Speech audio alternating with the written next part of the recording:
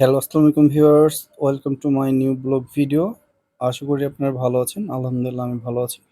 তো যারা হচ্ছে কুরবানিকে উদ্দেশ্য করে গরু পালন করতে চাচ্ছেন বা গরু পালন করে থাকেন বা হচ্ছে কুরবানিকে উদ্দেশ্য করে নিজের কুরবানি গরুটা কিনে রাখতে যাচ্ছেন বর্তমানে, তাদের জন্য এই ভিডিওটা। ভিডিওটা যদি আপনারা শেষ পর্যন্ত দেখেন তাহলে অবশ্যই কুরবানির উদ্দেশ্যে আপনি আপনারা কি রকম গরু কিনবেন সেই গরুর সম্পর্কে ধারণা দিব। প্রথমেই আপনারা দেখতে পাচ্ছেন এটা একটা ষাঁড় গরু। এটা হচ্ছে দেশি ষাঁড় গরু। তো অনেকেই হচ্ছে আপনারা দেশি ষাঁড় গরুটা বেশি পছন্দ করেন। আবার অনেকেই হচ্ছে ক্রস জাতের বা বিদেশি জাতের যেগুলা ষাঁড় গরু আছে সেগুলো পছন্দ করেন।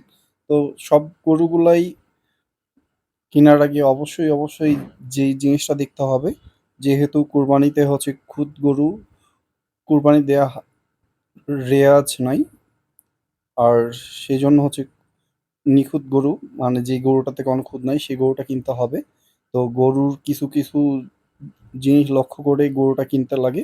সেই প সেই বিষয়গুলোই জানাবো। যে ১ম এই কুরবানি গরুর যেই জিনিসটা দেখতে হয় সেটা হচ্ছে গরুটা দাতাল কিনা। আর এখন অবশ্যই যে গরুটা আপনারা ক্রয় করবেন সেই গরুটার অবশ্যই দাতাল হইতে হবে।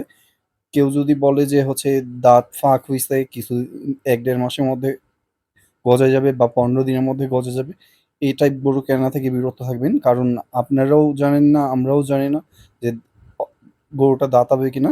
তো অবশ্যই হচ্ছে দাঁত দেখে গরু কিনবেন। তারপরে গরুর দেহে হচ্ছে লাম্পির দাগ আছে কিনা, তারপরে গরুর শিং মাথা, গুরুত্বপূর্ণ একটা বিষয়। সবাই হচ্ছে সুন্দর একটা গরু ক্রয় করতে চায় কুরবানির জন্য। সেজন্য অবশ্যই আপনারা গরুটা দেখার সময় গরুটা নিখুঁত দেখে নিবেন। আর এই গরুগুলার মধ্যে আপনারা দেখতে পাচ্ছেন যে এখানে কয়েকটা মাত্র ষাঁড় গরু আর সবগুলা হচ্ছে গাই গরু। এই গাই গরু কেনার পিছনে সবচেয়ে বড় একটা কারণ হচ্ছে আপনারা যে বয়কটের ডাক দিছেন এটাই।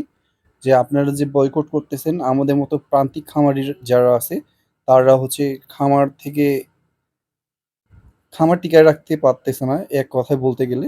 এইখানে হচ্ছে ৩০ থেকে ৪০ টা গরু ধরে যেই শেড, সেখানে এখন ১৩ থেকে ১৪ টা গরু আছে। কেননা হচ্ছে আমরা খামার টিকায় রাখতে পারতেছি না। খামার টিকায় খামার এখন বড় খামারি বা বড় ব্যবসায়ীদের কাছে চলে গেছে। যা আমাদের হচ্ছে এই খামারগুলো ছোট খামার যেগুলো আমরা ৩০-৪০ টা গরু পালি, এই খামারগুলো আমাদের টিকায় রাখা একদম দুষ্কর বলতে পারেন। যে আমরা কিছুতেই টিকায় রাখতে পারতেছি না। আর আপনারা হচ্ছে আ একসময় দেখা যাবে যে আপনারা ঠিকই গরু কিনে খাচ্ছেন কিন্তু প্রান্তিক খামারিরা আর টিকে থাকবে না। এটাই আরকি।